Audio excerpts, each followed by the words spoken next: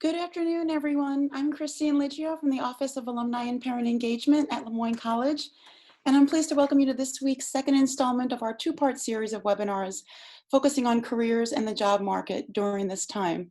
Earlier in the week, Leslie Streiskuth and RJ Raposa of the college's Career Advising Office presented on how Lemoyne parents can help support their student in pursuing their professional goals in the wake of COVID-19.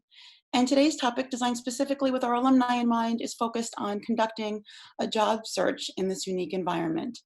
I'm pleased to have Director Meredith Tornabene and Career Counselor Chrissy McNamara Fahey, class of '97, joining us from the college's Career Advising and Development Office, and Greg Victory, class of '96, Executive Director of the Career Center at Tufts University, and Divine Bay, class of '91, Head of Talent Management at Syracuse University, joining us as well. Together, they will offer an insightful discussion on the job market and the recruiting landscape. They're going to provide some tips on how to navigate a job search during this challenging time, and also how you can leverage the Lemoyne Network for support. There will be an opportunity for Q&A, so please send along your questions via the Q&A feature that's located on your Zoom dashboard. We did receive some questions in advance, but as always, we welcome additional questions. If you have any comments, please send them along through the chat, and thank you so much for all of you who have already chimed in on the chat and said where you're writing in from and your class year. It's so great to see everyone, all of our alumni and our current students and soon-to-be grads. So great having you on this webinar with us. And now it's my pleasure to welcome Meredith Tornabene, who will introduce our special guest and begin the program. It's wonderful having all of you here with us today. I know that our viewers are eager to hear your insights and your discussion. And so with that, I'm going to turn things over to you, Meredith, to begin our program. Great. Thank you so much, Christine. As she said, we're really excited to join you today. So I'm going to go ahead and share our presentation. And so again, I know she shared our names, but just wanting to put some faces to those. So I'm the only non-alum on this panel. So I went to that other school in Syracuse, so don't hold that against me. But again, I'm Meredith Tornabene. I'm the Director of Career Advising and Development here at Lemoyne, joined by Chrissy Fahey, class of '97, who's a career counselor with us. And we're super thrilled to have two other alumni joining us today. Greg Victory, as you know, he's the executive director of the Career Center at Tufts University, which is right outside of Boston. And then speaking of that town, or that school across town, Divine Bay heads the talent management at Syracuse University, and he is class of '91. So I saw someone on the chat say 1990 seemed like an ancient year. Don't you worry, the 90s are well represented on this webinar. So I'm gonna turn it over now to Greg Victory, who's going to give us a little bit of background and kind of just set the scene of what things look like right now as a result of COVID-19. Good afternoon, everybody. Thank you, Meredith. So I get to sort of give the context and I will say, unfortunately, provide some of the reality. I'm not going to say it's good news. It's part of it is not great news, but I think it's good to sort of know what context you're walking into when you're doing a job search, right? So there was another email this morning that said there were 3 million more individuals who have now become unemployed. So that 15% rate may be on the rise. The economy is expected to shrink 3.3% this year. What is different? There's significant difference between what happened in 2008 and what's happening now. And for many folks that they sort of fell back on service industry jobs, they would say, well, I'll go bartender, I'll wait tables, and continue to job search and be available and ready when that new opportunity surfaces when the market turns around. Unfortunately, that industry has been significantly impacted by this particular crisis. You know, I'm on the phone almost daily with employers talking to them about what they think, what's going on. You know, there is certainly a continued uncertainty for them. The thing I will say to you is many of them have shifted their internship programs, but actually what's interesting is we've not seen a ton of job offers rescinded outside of the industries that are biggest impact, right? So travel, service and service-related industries. So there's a big company here in Boston called Toast, which provides a great deal of support, back-end support to restaurants in the service industry. They're laying off folks. Wayfair is doing some layoffs, but they were doing layoffs prior to sort of the pandemic. So in most cases, what we're seeing is a delayed start. So if an organization was saying your job starts in July, all of a sudden they're saying to you, well, we're not going to start till September. We're gonna push back your start date. There is a fear associated in some ways of going back to work, right? That many folks sort of fear, if we're still wearing masks, if there's social distancing, that's impacting how organizations are thinking about bringing in new employees to the mix. How there was an article, I think it was a New York Times article this morning, about what about all these huge high-rise buildings in New York that have thousands of employees in them? How do you manage that? One of the things to take into consideration here, right, is this economic impact is really focused more on an external issue versus something that's broken in the economy. And the way to look at that is, now I'm not an economist and I haven't taken an economics class since the early 90s in Oswego, but I've been doing a lot of reading, and one of the things to look at, right, is in 2008 it was the economy was broken. This is an external impact that may impact how the economy recovers in a completely different way. But there are positives, right? There is still hiring in certain sectors, and I'm going to get to that in a second. And there's an increased opportunity to be innovative and to pivot, to think about what skill sets you have and how those might apply in industries that you didn't consider before. So we'll talk about some good news, which is some of the folks that are still hiring. Some of this makes total sense. So I will say to you, there's a great dashboard out there. It's called Candor. They have a live hiring dashboard. They keep it updated continually. It tells you what companies are still hiring, which companies have instituted a hiring freeze, which companies are doing layoffs. This particular visual here, it's not easy to see, but basically it's saying to you, look, in certain industries, there's definitely more significant impact than other.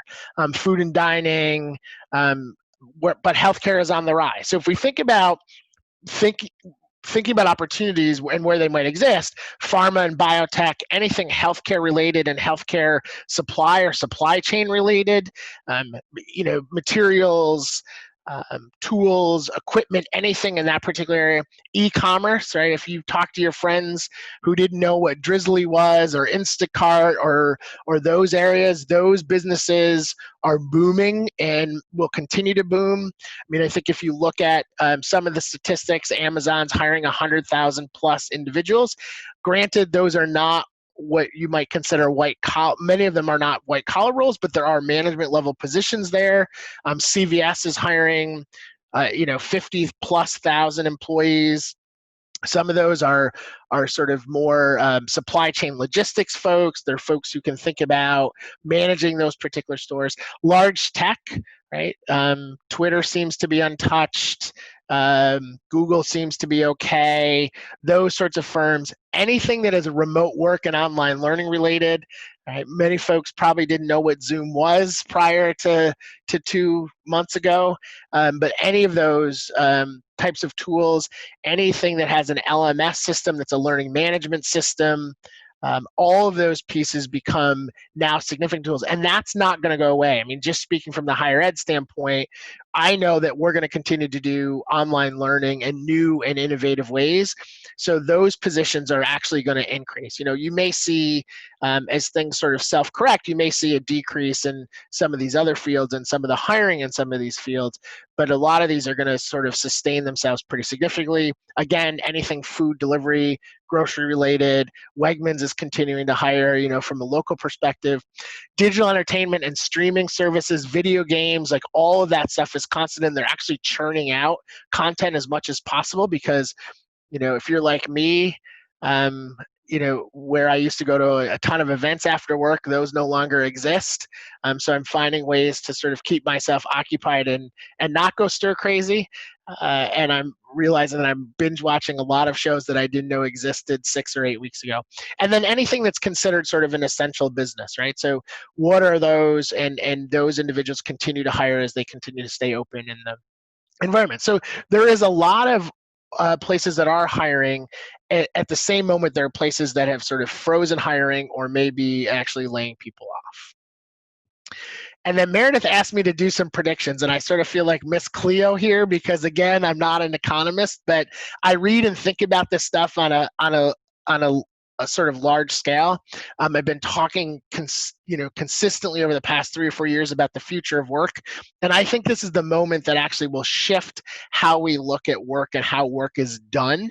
I actually think people expected that to be more of a automation conversation, right? That automation would shift us in this way. I actually think this pandemic is gonna accelerate that pretty quickly, right? I do think conditions will improve by the end of this year. But at the same moment, I think we're looking at 2021, probably a 6% unemployment rate. 5.5 right now. Economists are saying 5.5 to 6% unemployment rate through all of 2021, which is clearly not great considering where we've been the last several years. It is much better than where we are. So depending on who you talk to and who you listen to, as you think about a recovery, again, I think it will be significantly different than 2008. Some economists talk about a V-shape, which means it'll bounce back almost as quickly as it dropped. The U-shape means, there's sort of a longer lag plateau in there where it continues to be challenging and then recovers. And then the new one I was reading about yesterday is sort of the Nike swoosh, which was, there's sort of this plateau and then it sort of more gradually sort of shoots up like the swoosh does. I do think this is going to create an acceleration in automation just from the standpoint of creating safer environments for workers and consumers. So people are going to switch occupations. They're not going to consider jobs. All of a sudden people are going to say, this is my opportunity to think about a new occupation. Upgrading skills is key right now. I think it is time, and there's lots of free resources out there to sort of upskill. Take advantage of those as much as possible. I think company culture now becomes a focal point. I will say to you, and to combine these two bullets together, that remote work will not go away. In fact, I think most organizations who were super resistant to that have now seen that it creates as much productivity, and you can save a ton of money, right? If I don't have to build a gigantic office building for all of my staff and outfit that office building, and they can be as productive remote, or I don't have to pay a relocation fee to bring somebody from Boston to San Francisco for a job, I can put more of that into developing company culture in new and creative ways. Innovation and creativity will flourish. The history of this is where I'll play into my history degree at Lemoyne. The history of this country is built on innovation, and times like this, we come out stronger and more focused, and I encourage every student and alum that I'm working with to think innovatively, to be creative, to find your niche. Gig economy is going to increase. We're seeing it already. So there's going to be lots more freelance work. And I think of gig beyond the Lyft and Ubers. There's going to be a lot of more freelance type work that's going to happen because, again, you don't have to physically be in that space. And obviously new businesses will launch and are launching. So if you are at all entrepreneurial, this may be your moment. There's probably not going to be any more risk involved in launching a business than there is right now. So if you do it now, you got a higher level of success and opportunity. So I believe it's going to get better. I can't tell you exactly how long it's going to take. I would guess we're probably looking at 2 years. I'm hoping that the recovery is much quicker coming out of this. All right. Thanks so much, Greg. So we're going to transition a little bit and kind of focus on, so now that we know what the scene that has been set, how do we approach that job search? And Chrissy's actually going to kick this off. Yes, thank you, Meredith. So what we know is, and what we're reading and what the universe is telling us, that flexibility is really key in our unfolding stories, and that includes our career stories or our future career stories. If we've learned nothing else from COVID, we've learned how to be flexible. So we really need to lean into this concept, especially as we're approaching your job search. Your plan may likely be impacted by COVID, so you have to be willing to go off script. You might have to develop a plan B or even a plan C, and so on and so forth, so that you can pivot. As Greg was mentioning, some growth industries, maybe You know, there was an industry that you were really hoping to be a part of, but it is on hold. It is literally in a holding pattern right now, and it's really not a viable option. So you have to learn how to pivot towards opportunities. You know, I don't want to get too heavy into career development theories, but this has been reinforced through certain theories like planned happenstance by Crumboldt, where you really are, you should keep your head up, your eyes open. We rarely make a career decision in an isolated singular moment. I think all the panelists here can probably attest to that. So it really unfolds over time. And as you engage in your own career development, you really need to pick up on the cues, the stimuli, signs, whatever you want to call it, to really benefit from these unplanned circumstances.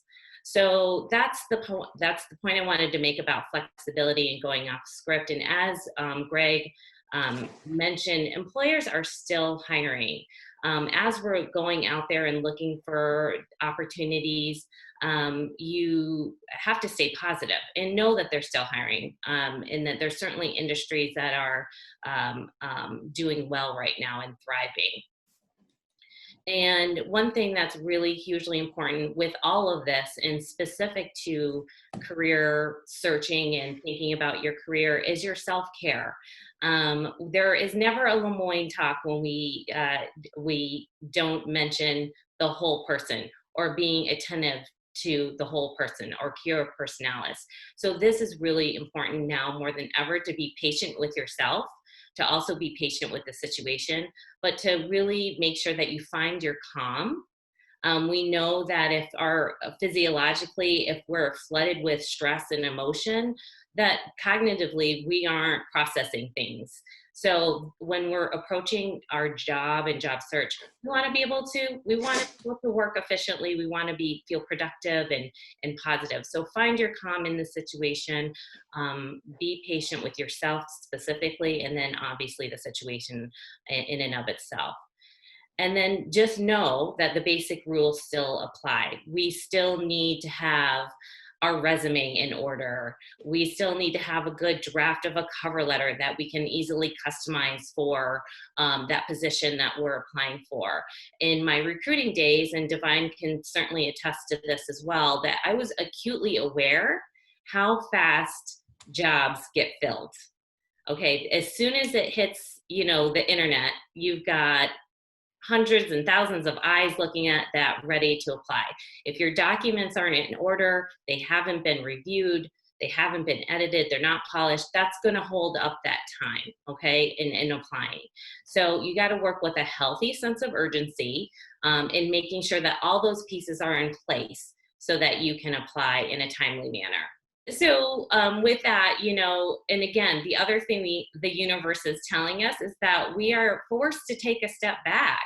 We are forced to really, reflect. And this is a very important piece when we talk about career readiness. We want to reflect again on what's important to us. I know that I've been reflecting in this time, this crazy time, what's important to me. So really use this time to do that. Again, very Ignatian, very Lemoyne, but it's important. It's the cornerstone to really implementing your most authentic self, if that makes sense, in a career environment.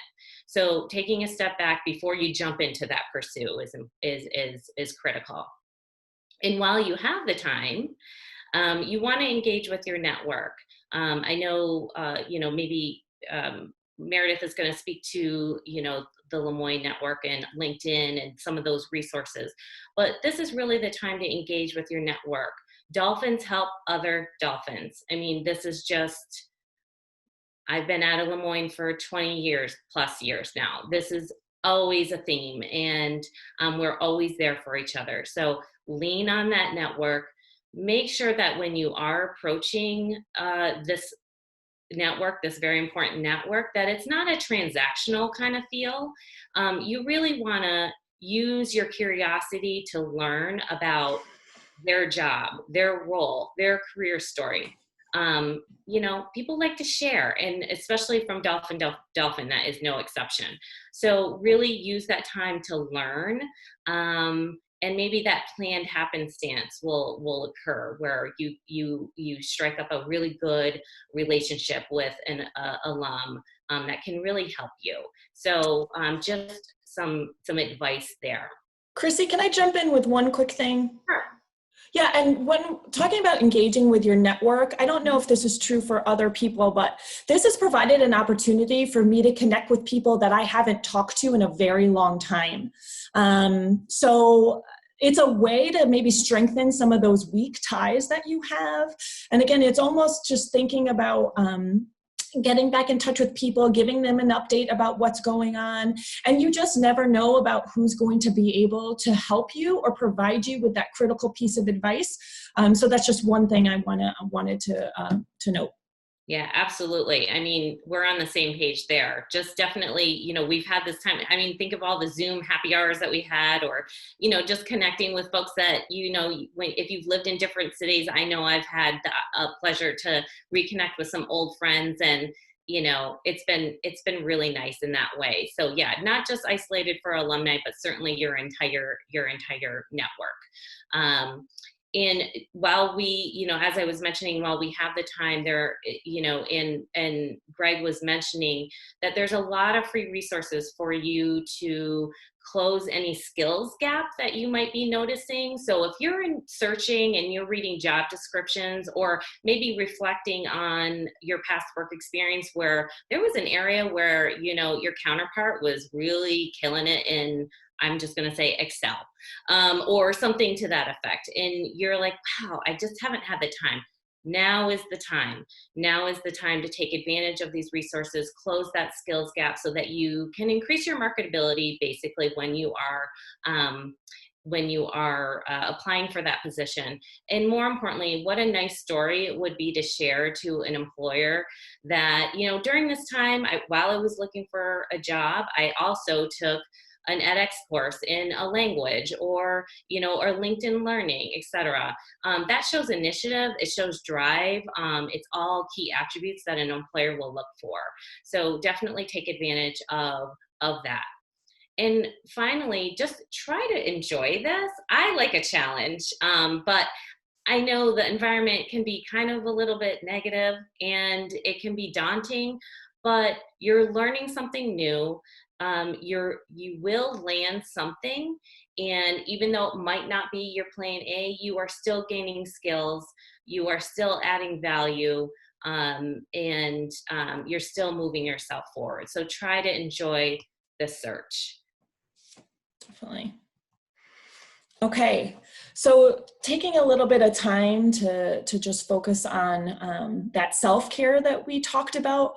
Some things that we're just going to encourage you to think about doing are setting professional and personal goals, right? And trying to make those specific. So you might have heard about things like SMART goals. So they're specific, they're measurable, they're attainable, right?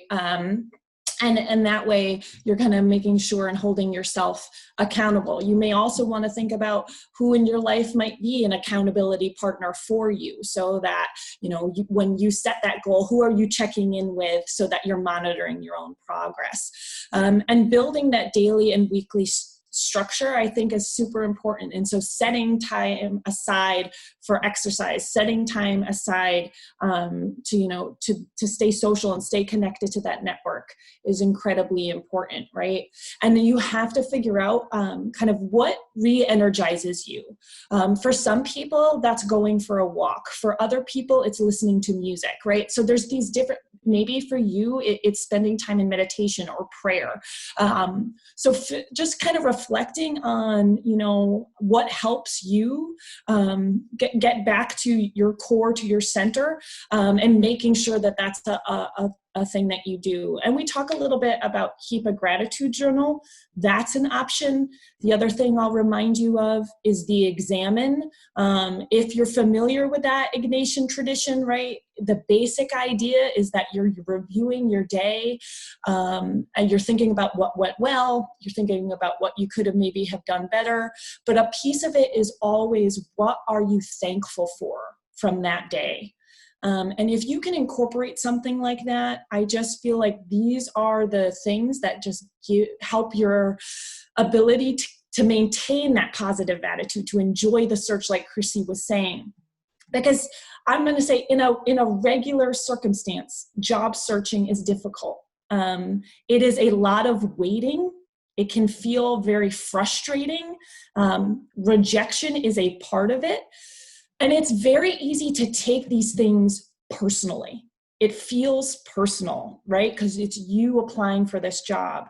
So I really do believe that this is a crucial part of a successful job search, because as an employer, we talk, all of us on this call, we either are employers or we're on the phone with employers pretty consistently. And they tell us, they can tell when a candidate is frustrated or, has had a bad experience. And so what we want it to come through in your materials, in your interview, is this sense of optimism and confidence. And this is how you can keep those things going during this time.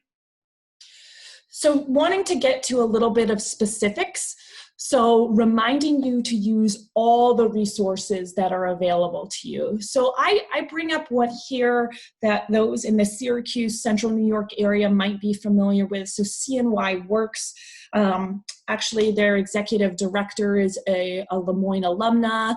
Lenore Seeley also sits on our Board of Regents. So there are regional groups, regional organizations that are completely dedicated on helping folks find employment. So again, if you're in the Syracuse area, great, CNY Works is here. Wherever you are though, there is likely some equivalent to this. So you may want to think about checking out their resources, and again, most of them, if not all of them, they've shifted online too, so you can access those things 24/7. The other thing we'll just suggest is just thinking about switching up the media you already consume and having some of it start to teach you things that you might be able to apply in your job search immediately. So some books, maybe it's changing podcasts that you might listen to, following people on social media that are either thought leaders in your industry or are thought leaders around the job search. So I just had one recommendation. Andrew Seaman is a LinkedIn news editor, and he focuses specifically on job seekers and the job search. And he also runs a series that's #GetHired.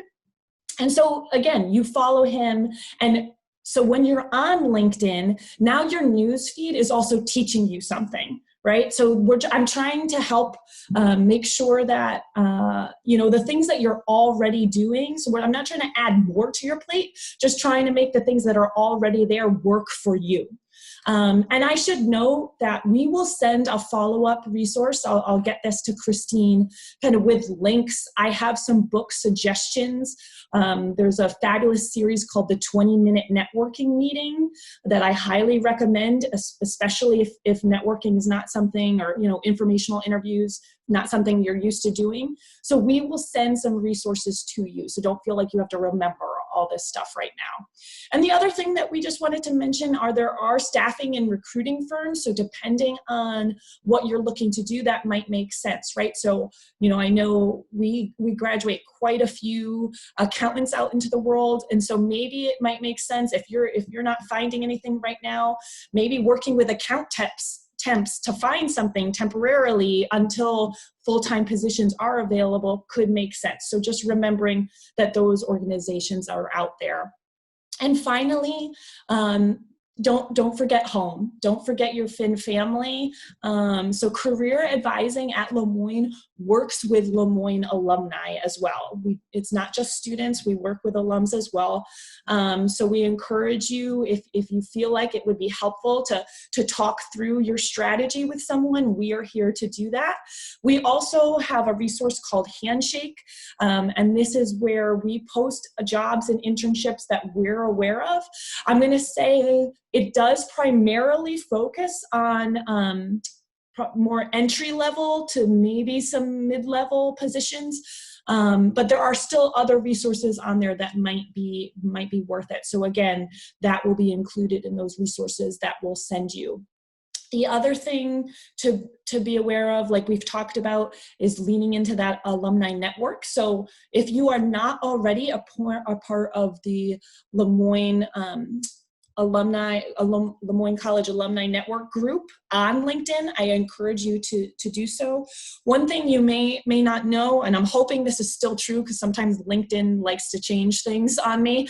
It used to be true, at least, that when you were in a group, that allowed you to directly message other group members. Greg's nodding, so I feel like this is still good advice.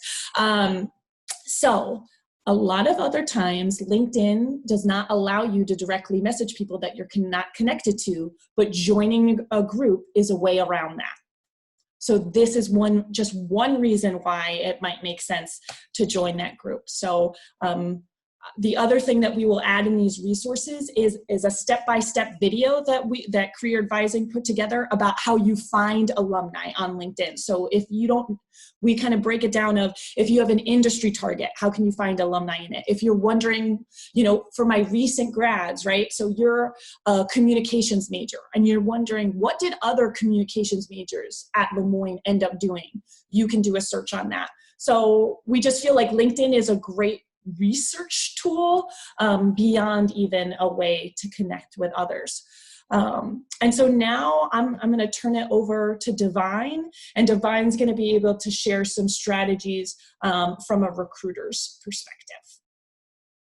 Good afternoon. Thank you. So glad to be a part of this conversation. A lot of great information has been shared thus far, and I just wanted to kind of reiterate a couple of things that have been said thus far.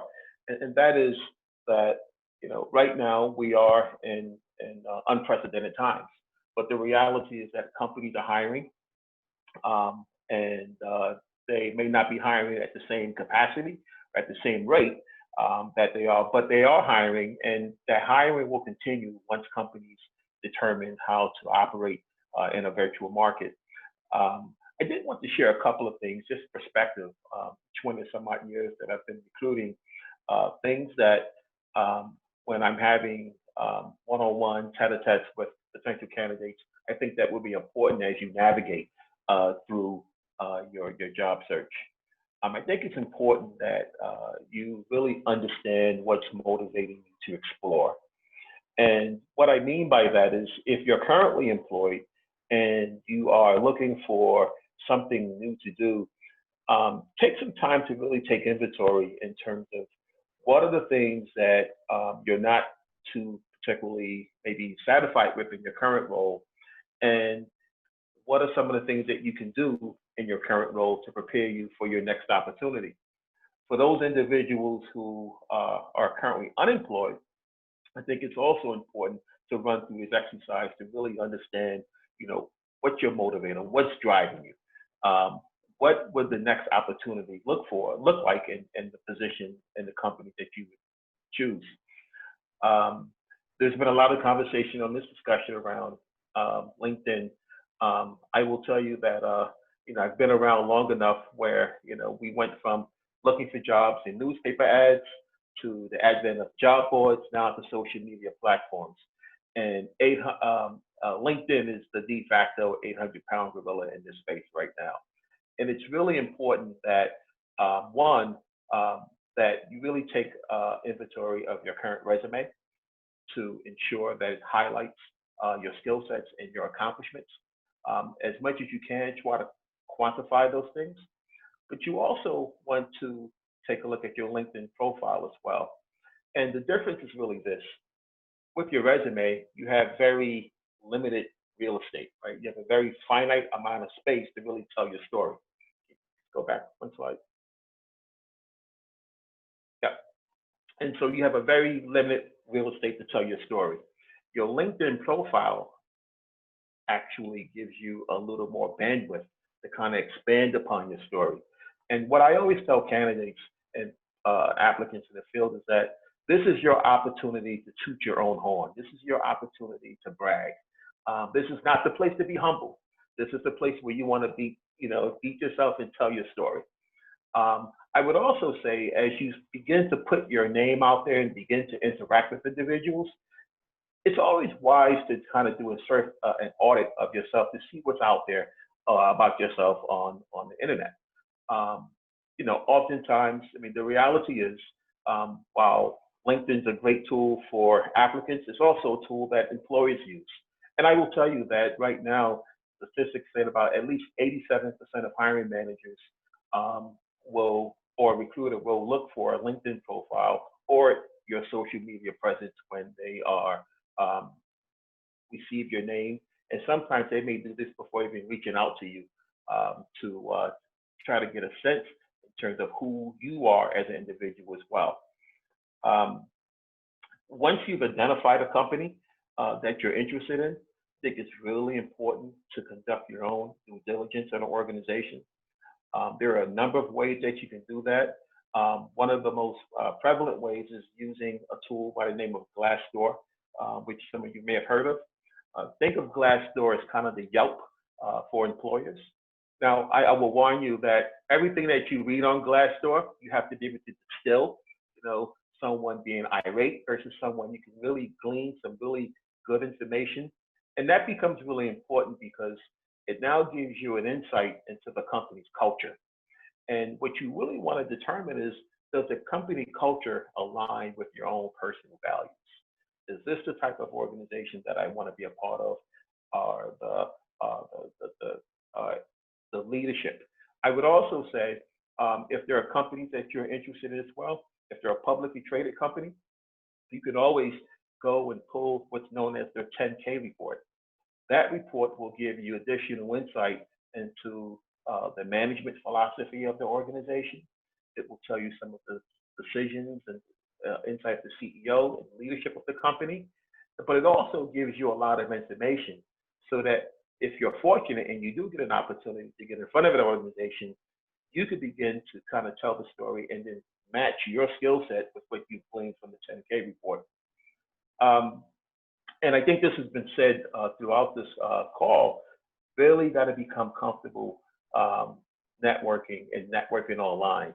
I think in many ways, one could argue that this COVID pandemic has kind of disrupted the normal world in which we've known.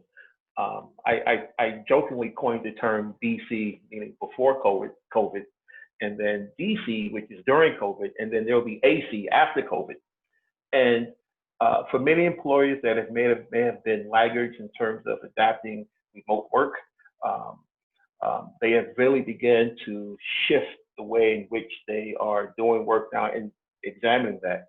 And so for a job seeker, the ability to become comfortable networking online, this may be a great opportunity for you to reach out to individuals as you do your due diligence on LinkedIn, connect with them.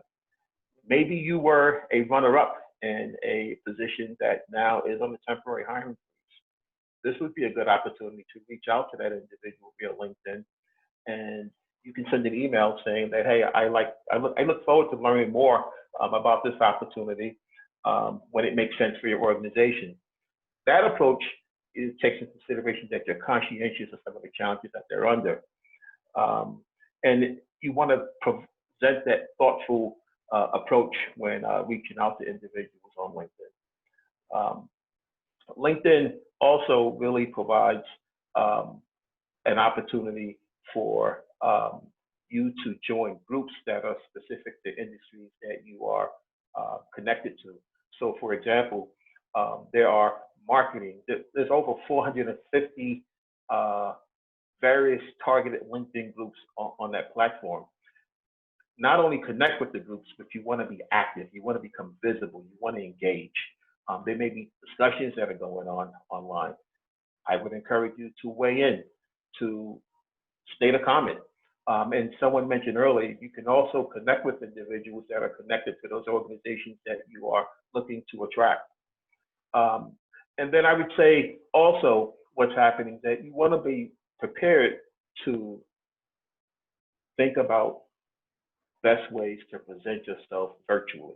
As we approach this AC world, this after COVID world, and as companies kind of wrap around how to create safe environments with employees, you're probably going to start to see a shift in more employers conducting much more virtual meetings and virtual interactions between potential hires. And so one of the things that I would encourage you to do is to use this time to use platforms like Zoom, platforms like Teams, connect with your families so that you become much more comfortable with the tool and prepared when you get an opportunity to get in front of employers. One of the resources I also wanted to mention was when you think about updating your LinkedIn profile, there are some really particular attributes of a robust LinkedIn profile that makes you more marketable. For example, profiles that have a photo attached to them are 7 times more likely to get someone's attention. And you want to think about LinkedIn as kind of like a framing context, right? Everything that happens in that virtual world is around framing. And what I mean by framing is this. So let's say, for example, you receive an unsolicited message from someone who you do not know from LinkedIn. Our natural proclivity is to look at the person's face to see where it's coming from, because that's going to determine if we want to respond to it. And if you don't have a photo attached to that, then that kind of, puts your request, your intent at a slight disadvantage. I would also say that you want to make sure that your backgrounds on LinkedIn, that again, it mirrors exactly what's on your resume and it can expand out on it. You want to use headlines that are engaging. And I would say from a headhunter's point of view, one of the things that people in my industry, what we look at is I look at the person's background, I look at their accomplishments, but I'm also looking to see if someone has taken the time to write a recommendation for them on LinkedIn. And that's another thing that I would encourage you to do. Think about the people within your network, individuals that you may have, that may have been peers of yours in the past, a professor of yours, someone that may have reported into you, or someone you may have reported into or conducted a project for in the past. Ask those individuals if they would be kind enough to write a recommendation for you on LinkedIn, because what that also tells is that it gives the recruiter, the headhunter, the hiring manager a little bit more insight into who you are, the individual, and how people you've worked around feel about you as well. Okay, great. So we did want to leave time for questions. And I think, Christine, if it's okay, should I stop sharing and we can just chat? Does that work? Sure, that sounds great, Meredith. Thank you so much to all of you. You've given us, a lot of valuable insights and information on the current job market and the recruiting process. You really, covered all the bases. This is really important information, I think, for all of our viewers to have, during this challenging time. You've also given us a lot of hope. So thank you for that, for kind of, just going into detail about the opportunities that are there and also how we can best position ourselves going forward for these positions. So as a reminder to our viewers, I know that we only have probably about 10 to 15 minutes left or so, but if you do have a question, please feel free to share it through the Q&A button. But we did receive some questions in advance, and so I would like to start with a couple of those. So the first one I wanted to start with, I know that we have a few students on this conference call, but then also some soon-to-be grads. So I wanted to start with this question. How can we guide recent grads and current students seeking summer employment opportunities and internships in this uncertain climate? Yeah, so I think a lot of the advice that we gave still applies to students as well, right? So the one thing, I will really push with students, because there may be some parents of college students on here. So no matter where that student is going to school, please encourage them to use their career center. We are professionals that this is what we love. Like, we've found our passion, and our what we do is try to help your student find theirs, right? And pursue that full-throated. So utilizing the resources that are available to you. The other thing that I'll just say is, like Greg said, if there are things that we noticed, internships did did tend to get canceled at a higher rate than full-time jobs. So there is an opportunity, there's a very good chance that a student that, that was the plan is going to have to do plan B or plan C. So this is where we'd really encourage students to think about, can I do some of that online learning? And I know listen, I'm just going to talk to the students on here right now. I know you're probably at this point a little zoomed out, right? So please, yes, finals just ended. Take a deep breath, but get back at it and learn about something that you are really excited about, right? And you can do it at your own pace and all those sorts of things. So I would just say that's still going to be the advice that I'd be giving to students, and even to recent grads as well. I will mention for the recent grads, something we're about to announce is that Career Advising is going to be running job search support groups. So members of the class of 2020 can get together, led by a member of Career Advising, check in bi-weekly, talk about strategies, talk about what's working, work through any kind of challenges you're facing. So that's just something I'll throw out there. Great, thank you, Meredith. Chrissy, I have a question for you. So I know in your portion you discussed resumes and cover letters, and Meredith, you mentioned too how the Career Advising Office is there for alumni as well. And so we just received a question that came in, and this alum asked, is there a place that I can send my resume to Lemoyne to have it reviewed for accuracy, content, marketability for prospective jobs? I just wanted to ask if you can go into a little bit of detail about how they can go about doing that. Yeah, I can answer that easily. I mean, certainly careers@lemoyne.edu if you want to email.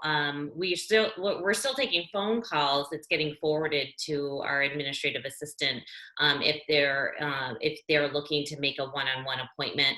But I think, just simply emailing and getting that information to us so that we can either do an email consultation or set up a virtual appointment via Zoom to help that individual out. Okay, thank you so much, Chrissy. So for the next question, I know that we touched a little bit about this, particularly Divine mentioned about how we can best position ourselves and what we could be doing to make this time productive. But with the delays, in the hiring process and some of the hiring freezes that we are seeing, do you have any suggestions for how candidates can really continue to keep moving the needle in their job search and making this time more productive so they can improve their candidacy? I think this could apply. I think all of you could answer this question with some piece of advice for this alum asking this question. But how about, can we start with you, Meredith? Sure, yeah, and I'd love for, I think, Divine or Greg to jump in as well. But in general, in terms of kind of moving the needle, I think one of the pieces that Divine spoke about was your online presence. And so spending time making sure that is as strong as it possibly can be is a great way to do that. And I think just if you are able to if you have connections at an organization where there is a hiring freeze, or if you're even able to just have a conversation with that person and just ask them about working there and things like that, you're in essence just trying to stay on people's radar screens. So when the freeze is lifted, that you're a familiar name, you're a familiar face, and so perhaps your candidacy is that much stronger, right? You stand out from that pack of resumes where people do not recognize those names, or they are not familiar with who you are as a person. I particularly encourage people to do that because I would imagine many people feel like their resume does not completely capture who they are as a person. So why we suggest networking so much and having conversations is it injects the human element into a process that sometimes has removed it. Okay. Would anyone like to add to Meredith's comments? And I'll add just a little bit to that in terms of our online presence and LinkedIn and us utilizing this platform to learn about individuals, who's who in a company, but it's learning about those individuals, but it's also making sure that those individuals know us. So we have to ask the question, yes, I know them, but do they know me? And so that online presence and that networking and that outreach is and that rapport building is critical for that piece, if you want to just take an alternate look at that. Great, thank you, Chrissy. So another question just came in, and directed for you, Greg. One of our alums, she mentioned that she just read the possibility about the economy returning in a W formation based on the possibility of a resurgence, another wave, of COVID-19. Do you have any thoughts about how folks can keep an eye on that? Hearing from some people despairing if they should even bother right now. So thanks, Maria. So I knew I should have taken an economics class at Lemoyne. I think a lot of it has to do with, I will say to you, and maybe Divine can sort of give his insight on this, is that I think people are going to hold steady right now. That I think the hiring freeze, part of it is a fiscal decision. Part of it is also, we don't know what this resurgence is going to look like, and there's going to be uncertainty, frankly, until they have some sort of vaccine. So some folks are just going to say, look, we're going to try to keep hiring at the level that it's at. We're not going to hire new people, because what companies don't want to do is hire and immediately lay off. And I would say, this sort of a two-parter, that you should be in the game. You need to stay in the game.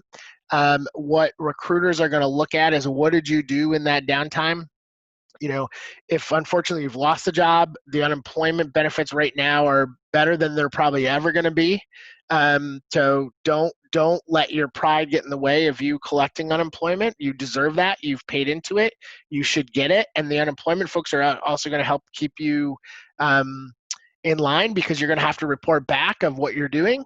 But look at the fields you might be interested in that are outside of what you're doing. To the point earlier about, like, what should you be doing this time frame?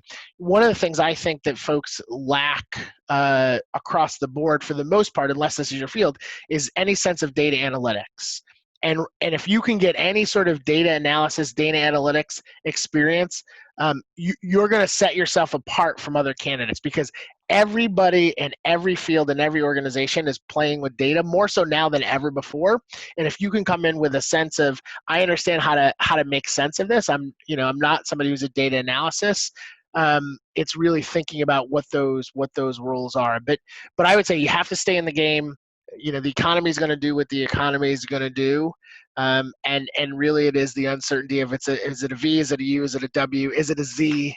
I can't say that, but I think making sure you're upskilling as much as possible is going to make you a much more valuable candidate whenever that market turns around, or even before it turns around.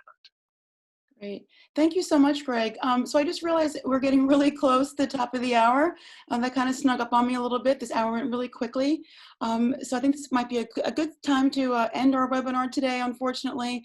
But I really wanted to thank all of you, Meredith, Chrissy, Greg, and Divine. Thank you so much for sharing your time and your expertise with all of our viewers today. As you mentioned earlier, the Lemoyne Network is definitely one of the best resources for our alumni, and also for our current students, and also our soon-to-be grads, to have in their job search. And it's so rewarding for us, in alumni engagement, and also in career services, and also from across the institution, to see dolphins helping other dolphins in both good job markets and also in more challenging job markets. So really, thank you to all of you for doing all the work that you're doing to keep our Lemoyne network strong, and for keeping our dolphins connected. And thank you especially, to Greg and Divine for giving back to Lemoyne in this way, and sharing your time with our alumni and our students, and with our college. So thank you. I also wanted to thank our viewers for joining us today and for submitting our questions. As Meredith mentioned, I will be sharing a follow-up email, and I'll include all the resources that each of them mentioned. And also, I encourage you to go online and visit lemoyne.edu/careers for many of these resources as well, and to stay in touch with us. In addition, we are approaching, this weekend would have been commencement weekend for our grads this year. So I really encourage all of you to visit the college's online tribute board for the class of 2020. Please, leave a note of encouragement, some congratulations, some words of wisdom for our grads, and really help welcome them into the alumni family. And lastly, please visit, if you like these webinars, please stay in touch with us and go online and visit lemoyne.edu/alumni/webinar-series for upcoming webinars and also recordings of past webinars. And that Kudo board, or the recognition board for our students, is kudoboard.com/boards/Lemoyne 2020. So I encourage you all to visit that. And coming up next week on May 20th, we're going to be hearing from Dr. Christina Michelson from the psychology department.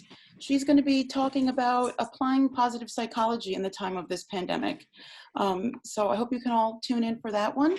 And on behalf of Lemoyne College and the alumni engagement team, thank you again to our special guests today. It was really great information that you shared with all of us. And also thank you to all of our viewers for tuning in today. We hope to see you soon. And in the meantime, please stay well.